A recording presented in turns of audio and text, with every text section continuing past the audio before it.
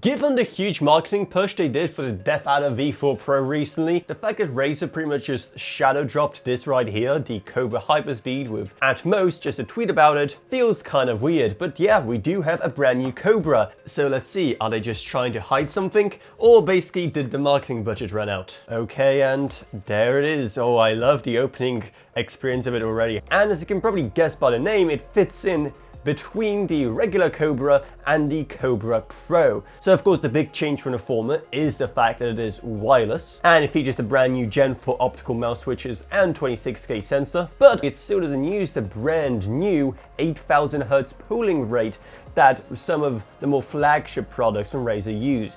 Just like the Pro, you're still gonna need to get the hyperpolling adapter dongle to get that full 8000 Hz. Let us try it out. In terms of the weight, it is, as you can imagine, slightly heavier than the regular Cobra, given how it has a battery inside now, though again not as heavy as the Pro. So at 62 grams, sure there are lighter mice, but it really is down to personal preference. As someone who likes the mice a bit heavier, I mean, it is feeling kind of nice. Let me actually take off this at the bottom. So if I were to compare it to the V4 Pro and also my daily driver, the 502X from Logitech, it is definitely the smallest one of all of them. So as you can see, it is a bit smaller than the DeathAdder and also way smaller than G502X right here. The thing is that I'd say it's almost a bit too small, at least for me.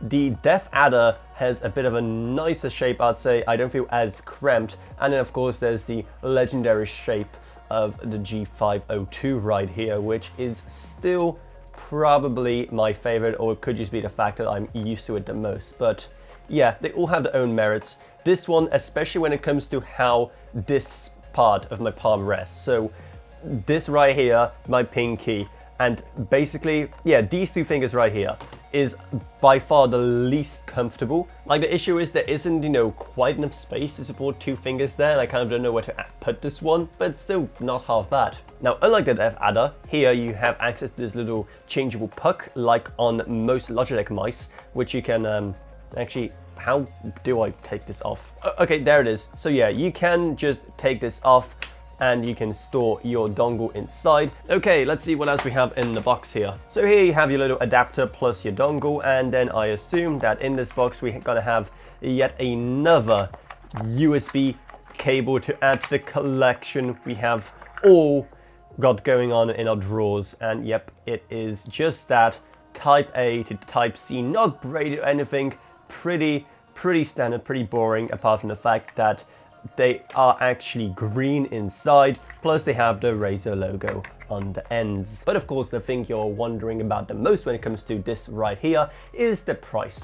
And well, the privilege of going from a wired to a wireless Cobra is going to cost you $60 more, bringing us to a nice round 100 bucks. That is still, however, $30 cheaper than the Pro, where the differences between the two are still minimal. So $60 can be a lot. However, if like me, you just can't accept a wired mouse now that you experience the free of a wireless one, it could be worth it. Now, of course, that isn't the only change, but the other major changes are just internals you may not really notice or care about. So if you really like the shape of the Cobra, which again is on the smaller side, and you want something that isn't as expensive as the Pro, and you want it to be slightly heavier than the regular Cobra, then I guess this fits all of those requirements for you. When comparing it to stuff from the competition, it does price-wise line up to stuff like the G703 or the G309 from Razer's sworn enemy in the peripherals department. This right here does definitely win when it comes to those internals, like I just mentioned.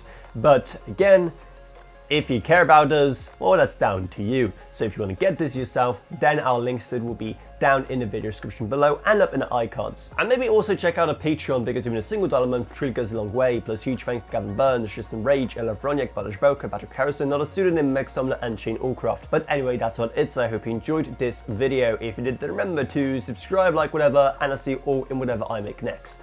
Goodbye, everyone. Goodbye.